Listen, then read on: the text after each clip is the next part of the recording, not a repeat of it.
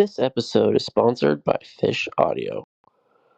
Fish Audio is one of the most affordable AI voice tools out there. Whether you're a content creator that needs a voiceover for their podcast or YouTube videos, a small business owner that needs help translating or dubbing your marketing materials, or a developer that needs an AI companion for your next project, Fish Audio is the perfect platform for you. They are ranked as one of the top two most realistic voice generators in 13 different languages, and one of the most realistic voice cloning tools.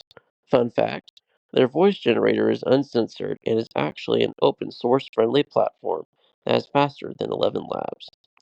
If you're interested, go score yourself a free trial so you can test the product out for yourself at fish.audio. Their 1.6 control beta just went live and is their newest feature.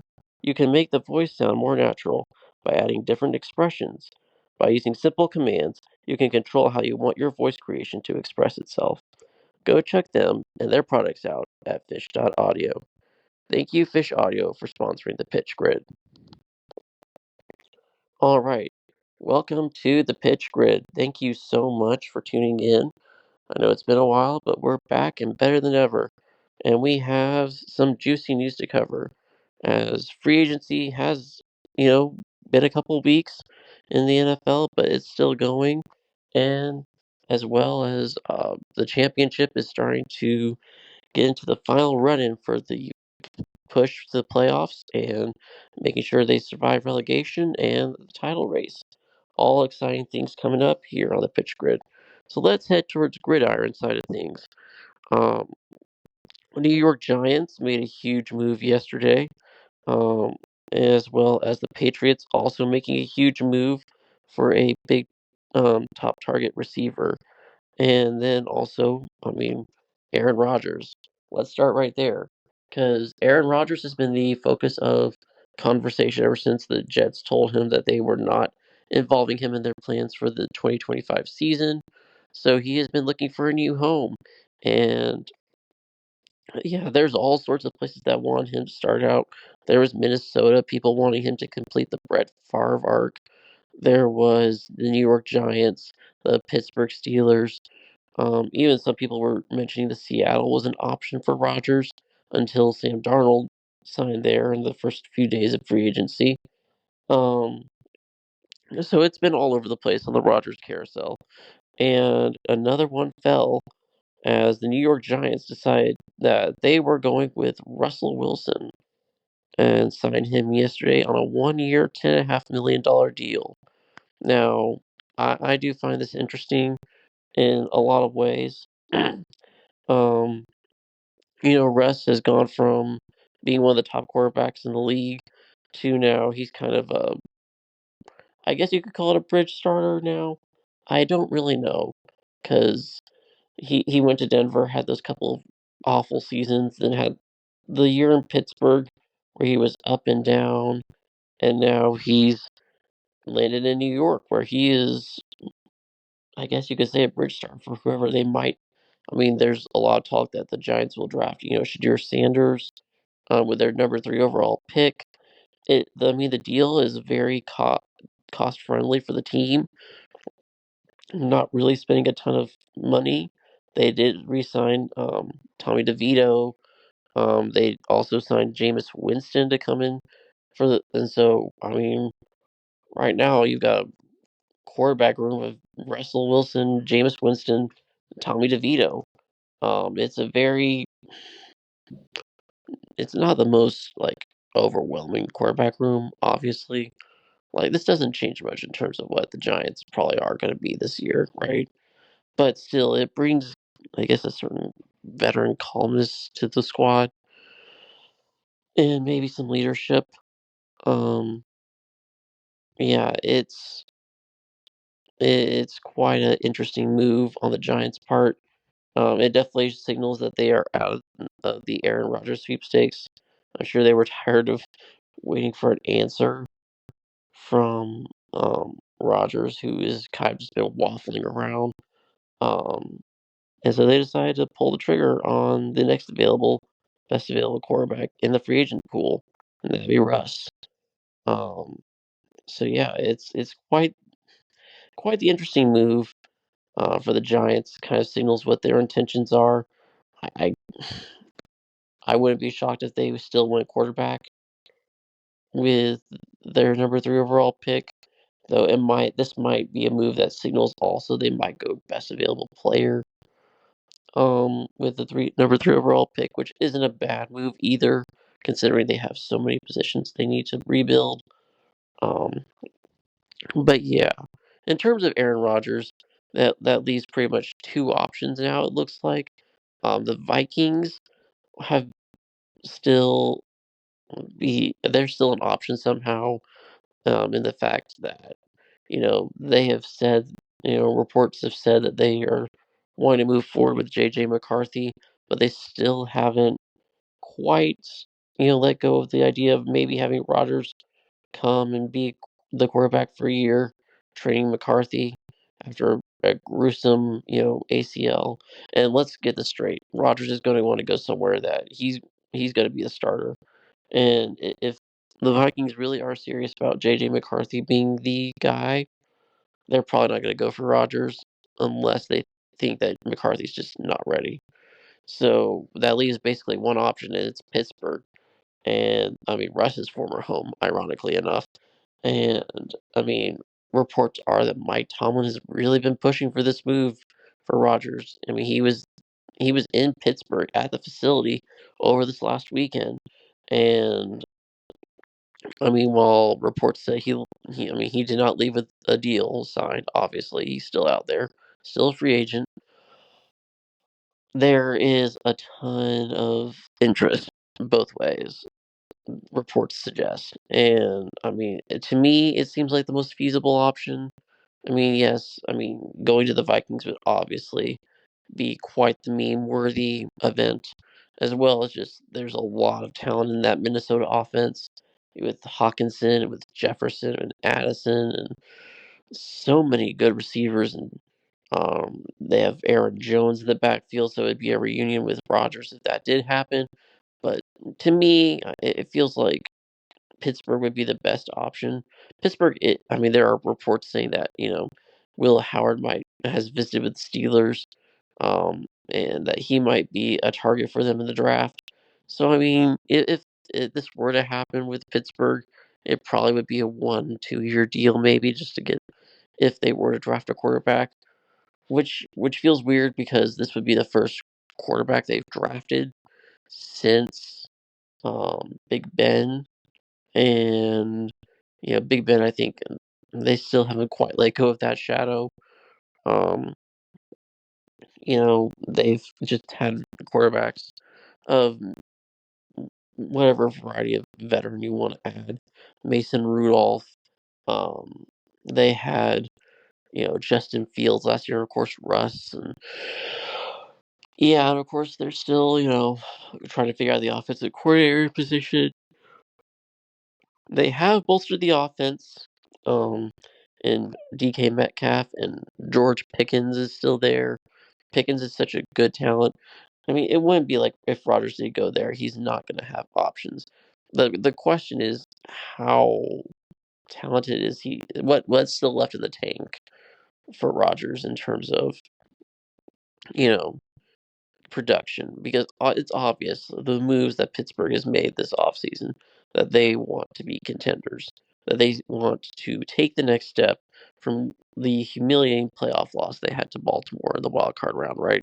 They want to take the next step and say, we're here, we're going to compete for the AFC North, we're going to compete for, you know, conference championships. They obviously want to get above mediocrity. The question is, will they? And I don't know if that's going to be the case with Rodgers. It might be.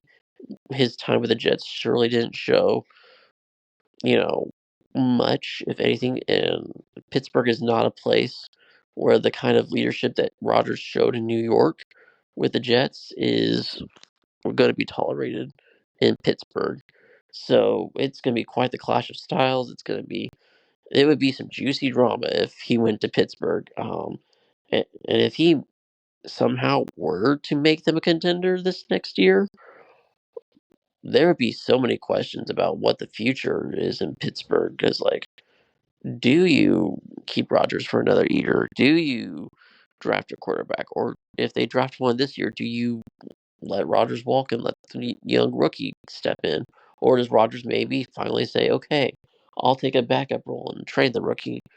I doubt it because that is not Rodgers' thing. He very clearly did not want that in New York. He very clearly did not want that in Green Bay. And yeah, this is. I mean, in Green Bay, that was more understandable because, he won back to back MVPs his final couple of years, for goodness sake. But still, in New York, he wouldn't sit behind Zach Wilson willingly, unless it was because, he tore his Achilles in the second play he ever had from scrimmage, second or third play he had ever had from scrimmage as a Jet.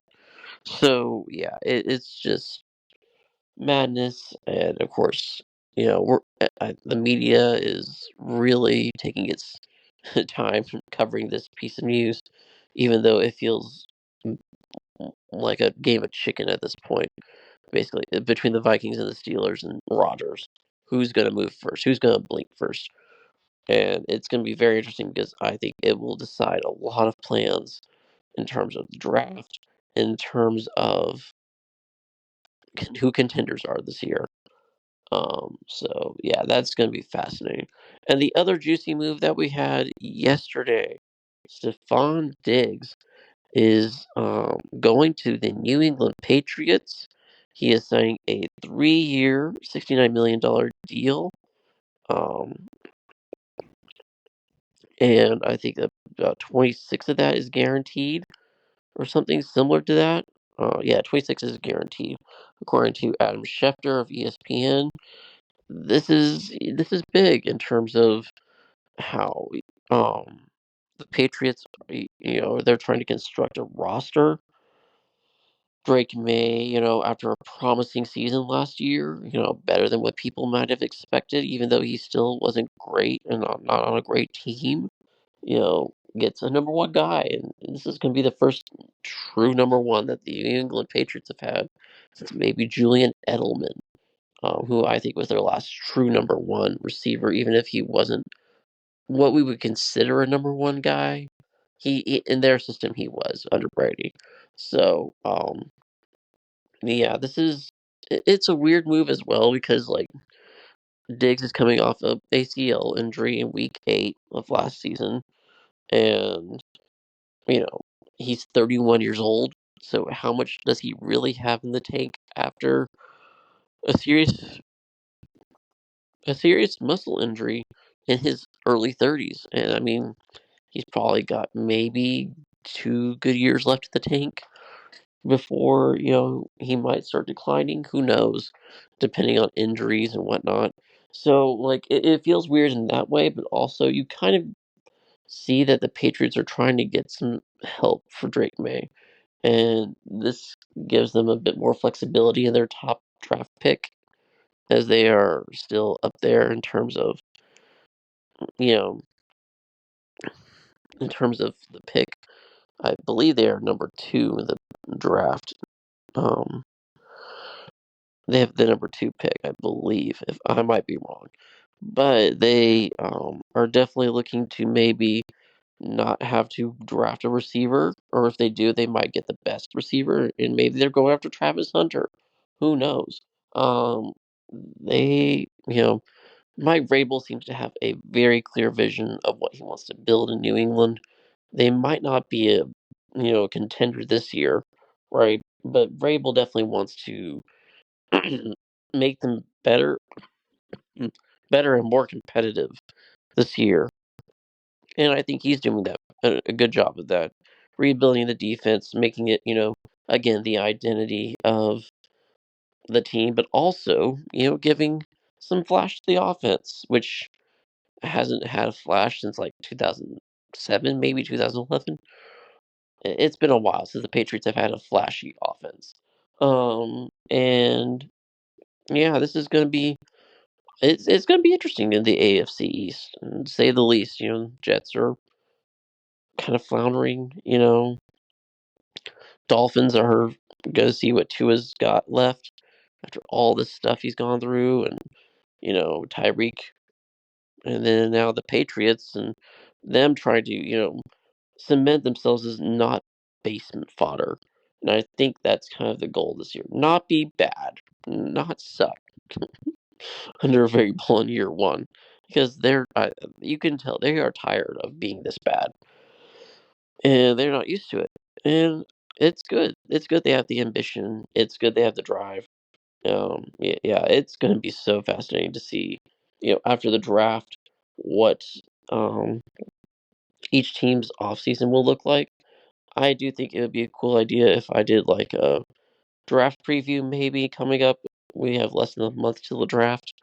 And then afterwards, maybe look at each team's off season, see what that will look like. If you want that, drop that down in the comments.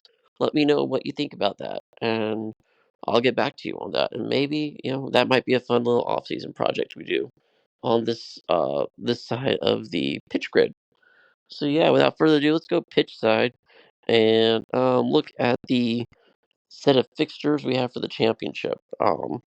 This is going to be a fun set of fixtures. There's a lot of good ones in here. There's some ones that will affect both the relegation race and the promotion race and the playoff race. Um, mm, right away we get a tasty playoff and title race matchup as we have Sheffield United hosting Coventry City. Um, yeah, this is going to be a fun game. I do. Frank Lampard has really gotten Coventry City rolling. To tell you what, he's improved them a lot, and they look so much better than when he first came in. It looked like they might actually be contending for the relegation zone. He has gotten them to play so much better. They look so fun. They're playing great soccer, football, whatever you want to call it. And they just look like they're having fun. They did suffer the weird little blip at Derby County a few weeks ago, but otherwise he's got them soaring right now. Lampard ball is on the rise, and they are coming into Bramall Lane to take on Sheffield United, who are tied with Leeds on points for the title. And I mean, it was not long ago at the beginning of the month, I think, that everyone was thinking it was all Leeds to lose. And then they make a couple of slip ups, and here we are. Sheffield United are right back in this thing. Burnley's 2 points back of Sheffield United and Leeds. And so we've got a three-horse title race, and this is kind of fun to have a race that everyone thought was over, but now it's not. And yeah, I mean, this would be a huge win for Coventry if they ever pulled this off. I think it would really show their intent to stay in the playoff hunt, but at the same time, well, and also contend. But at the same time, it's Sheffield United. They have one of the stingiest records, especially at home. They are incredibly stingy. Um, though to be fair, um, they did have a tie with Bristol City, and when they were last home, it was a very weird game that they probably should have won, but they allowed a late goal that just I think rocked them. But then they bounced back easily and took care of Sheffield Wednesday pretty easily as the Steel City Derby. So it's I would lean Sheffield United myself. They're just too good. They're just such a good team, and they need this to keep pace with Leeds. And Leeds play Swansea, and we'll get into that in a bit. And this is a game that they need to win. This is a game Coventry needs to win if they want to keep ahead of the pack. Yeah, this is going to be a fun game, and could determine a lot of how the rest of the weekend goes. So I'm really excited to see how that one pans out. Saturday's list of fixtures. We'll start off with Middlesbrough and Oxford United. Middlesbrough is hosting this game. Middlesbrough coming off of a 0-0 draw with Luton. Um, Now that the international break is ending, we might see the return of some of the starters, including Rav Vandenberg, Dale Fry, um, which would be good because Middlesbrough have been playing for the last few weeks without center backs, so they need that. I mean, honestly, they haven't needed since they've actually been high on the form table, actually. I think they're top 5 in the form table, which is weird to think about, considering, like, against Luton, they should have lost. Against Luton Town, they should have lost. Luton Town had great chances and looked so good, and yet they just could not convert. That's just how bad Luton Town is. And now they face another team. If they had gotten points off of Luton Town, Middlesbrough might be in a much better position than they are right now for playoffs. But now they need to get 3 points against a struggling Oxford United team under Gary Rowett, who needs this win also. They need to stay above, the relegation zone.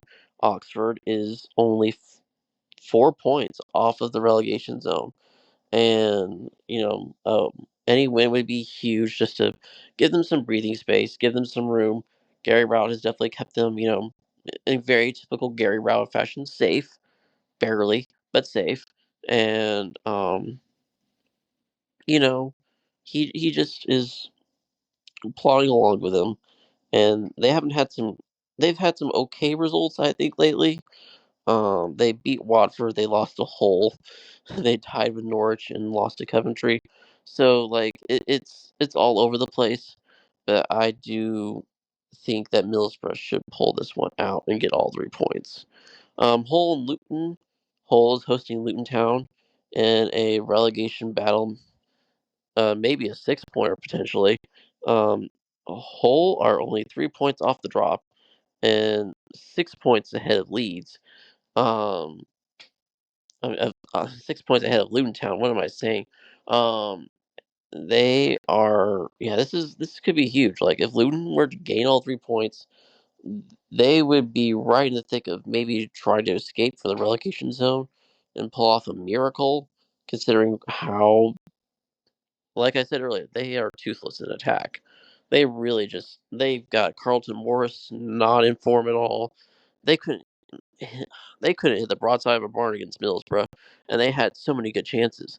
And meanwhile, Hull City, they're doing quite well to just stay above that relegation zone, just keep giving themselves breathing room.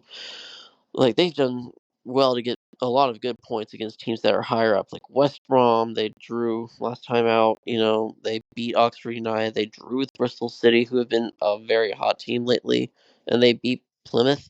So like they're beating the teams they need to beat. They're getting the results they need to stay above. But watch, this is the championship. This is anything can happen. Watch Luton somehow just pull this game out of their backsides and just mhm, make this relegation battle even more dramatic. Um, yeah, if I had to pick someone, I would pick Hull City just because Hull just have them are in better form, have the better attack in my opinion. Luton just don't seem like they have any bite in their attack, and they're starting to lose hope.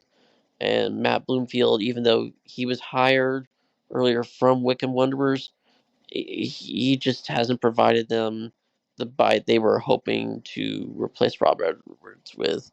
And yeah, this is Hull are just trying to survive, and a huge. I do think they could get the 3 points here and make a massive statement in terms of getting the gap away from Luton Town. And if Luton were to pull off the win somehow, that'd be huge. A draw would even be huge for Luton, but still, like they would need so much more help. But they desperately need this win. I just don't see it. I could see a draw happening, but not a loss for Hull City. That would be catastrophic for them. Watford versus Plymouth. Watford is a very consistent team. Plymouth are just, of course, they're also bad. They're bottom of the table, 35 points. They're tied with Luton on points. They just have the incredibly awful, disgusting. No, they're not tied with Luton on points. They're 33 points to Luton's 35. They have also disgusting goal differential of negative 37. They've allowed 77 goals this year. That is, um, that is even 16 goals better than the next best, which the next worst, which is Portsmouth at 61. Um, Watford, meanwhile, they're kind of starting to fade out of the playoff picture. They just have started to have very inconsistent results, losing to Oxford, beating Swansea, but then losing to Millwall, drawing with Stoke. they're drawing and losing to teams they should not lose or draw to in the last month. So yeah, and now they come up against a Plymouth team that could absolutely scrap out a win against a team like Watford. Watford, to be fair, are dealing with a lot of injuries. I just do not see Watford need the points, right? Both teams need the points. I just, I could easily see this being a draw. I really could. Watford are just so inconsistent this last month, and again, injuries are a huge part of that. Plymouth have looked better since Muric came in, and now they're starting to kind of settle into it again. But Muric has definitely brought something to the table at Plymouth. It's just not going to be enough, I don't think. And I think I could easily see Watford winning this like 1-0 and just keeping their dim playoff hopes alive, even if they are, again, dim. Um, yeah, this would be, but this could also very easily be a banana skin game. And if a draw were to happen, I think that almost fates Watford to be out of the playoff hunt, basically. And Plymouth, of course, they need all the points they could get, but 3 points would be so much better for them than one or none. So yeah, it could be huge for Plymouth and Watford is, of course, it would be massive as well. Burnley Bristol City is another tasty matchup this weekend. Bristol City are on a tear lately. They beat Norwich and drew with Sheffield United their last two results. Meanwhile, Burnley, they're doing their thing. They beat Swansea and drew with West Brom and beat Luton. So like they're doing what they need to do, keeping right within striking distance of Sheffield United and Leeds. Just in case those two slip up, they'll be right there waiting. And they host a hot Bristol City team that has flown into the playoff picture and feels very confident, feels very self assured. I lean Bristol. I know this might mm, it might seem weird considering how hot Bristol City are right now in terms of form, but I like Burnley. Burnley have just been very consistent. They're so incredibly good defensively, especially at home. They have the best defensive record in the championship. Um and it's so hard to go into Burnley and get anything. It's crazy how good they have been defensively. This probably might be one of the better defensive teams in the championship history. They have only allowed 11 goals all season, and they have 8 games left. That's insane. I think the next closest is, yeah, it's Leeds United at 25.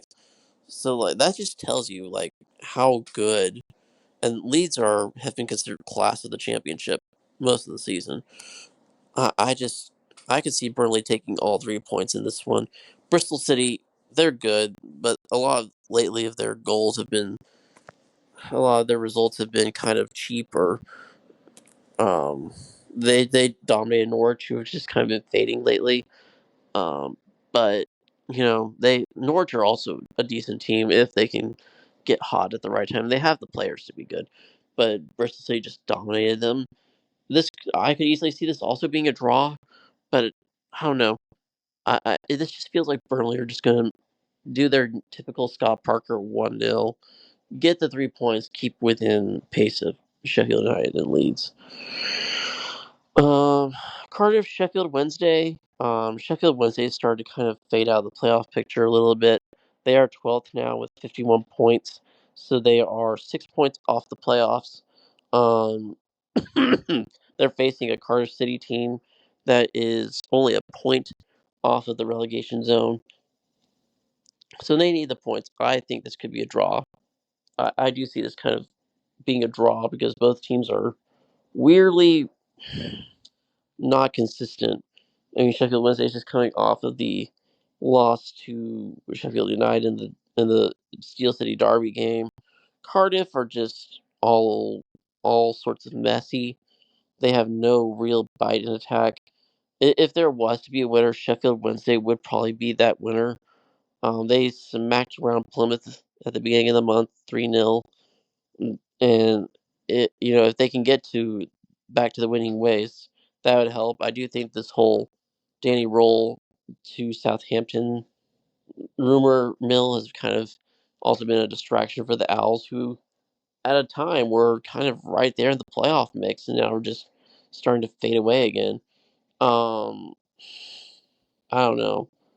I could easily see this being a draw, but also Sheffield Wednesday.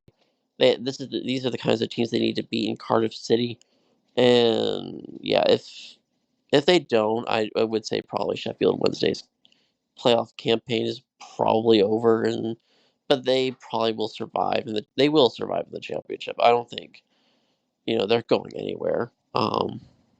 Yeah, Cardiff need all 3 points. Obviously, they want to stay ahead of Derby County, set the pace, make sure they give themselves some breathing room.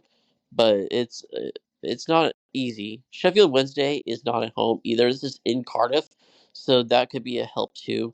Sheffield Wednesday are not as good on the road, but we'll have to see. I could see this easily being a draw. Um, Leeds versus Swansea. Like I said, and have said several times, Leeds have been the class of the championship for most of the season. Swansea are just kind of typical Swansea, mid-table. They're there. They're probably going to stay in the championship. They're far enough ahead of the relegation zone that I don't think it's going to be a concern unless they have a dramatic collapse. Um, they're scrappy. The last game between these two was a great game at Swansea. Um, but I mean, it took a last second winner by Willie Gnonto just to give Leeds all 3 points. But I think Leeds are just head and shoulders above Swansea in every conceivable way. I think they win this one going away. Um, yeah, that would be.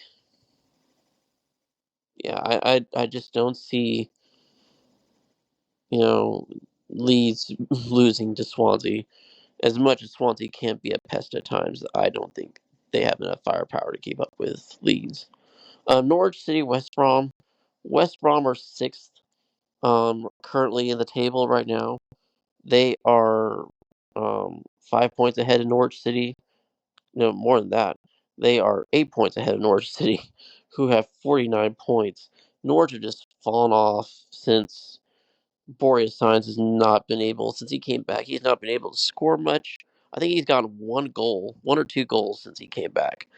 And yeah, he's still the leading scorer, but he's not in his groove. If he's in his groove, and Sargent, who is also in kind of a groove, who is very much in a hot streak right now, if both of them can get going, that's when Norwich City get good because they're such a good attacking team. It's just they aren't, and Norwich are feeling the results. A loss here probably just ends any hope at all of the playoffs for Norwich City. However, this is West Brom. I feel like if Norwich are able to somehow scrape a goal across, they could easily draw this game and get a point. It still will not help their cause much, but it might actually affect like West Brom and their cause a bit. Um, as they, try to fend off teams like Middlesbrough and Bristol City and Blackburn and Watford. So I don't know. This feels like a draw to me. I could easily see West Brom winning it though, especially if Norwich play as poorly as they did against Bristol City, because they played awful against Bristol City. Portsmouth Blackburn. This is in Pompey at Fratton Park. Blackburn have not been the same team since John Eustace left for Derby County. Portsmouth, they had to win against Leeds and it just fell flat on their face. Um, Blackburn should win this, but Fratton Park is such a home field advantage. I don't feel confident in it. I would not be shocked if this ended up a draw. Um, I I I do love Fratton Park, and I'm glad that Portsmouth are staying up in the championship because they're such a scrappy team that brings such a unique vibe to the championship, and I'm glad they're here in the championship. Blackburn, I mean, they were making such a good push, and we're in the top six, and now all of a sudden they've just fallen off, and it's unfortunate because it's none. It's well, I mean, it's obviously the players are somewhat to blame for this, but also like losing John Eustace doesn't help at all, and losing his tactical genius and all that. The genius, it seems like a strong word for John Eustace right now, who's at Derby County, and kind of feels like he's getting what he deserves, being in the relegation zone there. But yeah, I could easily Blackburn should win this, but I could easily see this being a draw, and Blackburn losing points and starting to lose hope of any playoff push. Stoke QPR are kind of where Swansea are right now. They're mid-table. They're going to probably stay in the championship unless they have again a historic collapse. Like that's not possible with 8 games to go. But they're going to Stoke, who have been much better than Mark Robbins, especially in the last little bit of this month. And I mean, Stoke, they could absolutely pull this off. QPR, not exactly a great team. Neither of these are great teams. Um, I just Stoke need this win, and I could actually see them pulling it off. QPR not great at the back, so it really just depends on how motivated both of these teams are, and Stoke really need the 3 points. I would say I Stoke could probably pull this off. They are only a point off the relegation zone, and QPR 7 points off. I don't know. It feels like such a weird game. And can you do it on a cold rainy night in Stoke? Who knows? I I could see Stoke pulling this off, but also like it would be very Stoke of them to just they need the points and then they just drop them at the feet of QPR and QPR picks them up. So and kind of just secures they aren't going to be relegated. Yeah, it's such a weird game to call. I and you can't call games in the championship for sure. Like any result would apply in the championship, that probably would work. So, yeah, I'm gonna say I would lean Stoke, but I'm not confident in it. Um, Stoke just have, I think, a better attack than QPR right now. That's partly why. Um, they have been more consistent, I would say, but QPR aren't. They have some good players. The problem is they just don't know how to utilize them all the time. And this was a QPR team that some people were saying could break the playoffs and maybe go for an automatic promotion run. But this is just not that good a team, and they've only won once. They've only gotten a positive result once this month, and that was a 2-2 draw with Leeds, which has kept Sheffield United in the race. So they have this bizarre games like they tie Leeds, but then they lose to Middlesbrough, West Brom, and Sheffield United, and lose to Portsmouth, but they beat up on Derby County. So like you never know what to expect out of QPR. Stoke, I just feel like are in better shape, better form. So that's why I'm leaning their way. Sunderland Millwall. It's the final match on Saturday. Millwall kind of fallen off a little bit themselves. They aren't that impressive lately, I believe. Their last match was, um, yeah, it was a win at Stoke. Before that, they lost 2-0 to Leeds. So yeah, this is a Millwall team that's inconsistent. They're playing against a Sunderland team that lost to Coventry 3-0. I don't think Enzo Luffy is going to be back for Sunderland, but they've got so much better quality than Millwall that Sunderland should pull this off with ease. But if they didn't, that'd be kind of weird. Um, yeah, I just Sunderland has so much quality. It's at the Stadium of Light. They're so much better at home. Sunderland are. I mean, you have Isidore, who's so much better of a scorer. Ivanovic is the highest scorer for Millwall. He only has 6 goals. Eastor has 12 for Sunderland. Yeah, yeah, I would not be shocked if Sunderland pulled all 3 points out of this. Millwall just do not seem to have much, confidence or, will to kind of pull out a win.